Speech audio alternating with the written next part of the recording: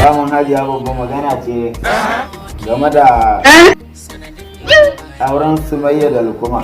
Kar ma ku bata lokacin ku. Ba hajiya babba, a taimaka ba shi kada ya banga. Ka yi tunani da kyau. Ai ba iya tunani ba, inda har istihara ne. Ƙarya kake. Ba ka ba tsohon wani a labari na. Kazibi. Wallahi. Sha. Ne da ina ne ba inda bai je ba. Kuma haka ne, ni ne wajen rarara da Bashir bai shadda.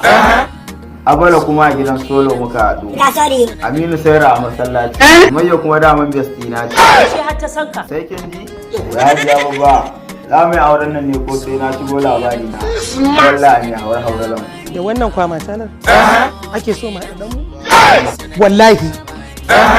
Lukuman bai yi wannan arhar haka ba. Ni zan aure ta kuwa. Nisa rayuwa ta take cike da kalubale. A?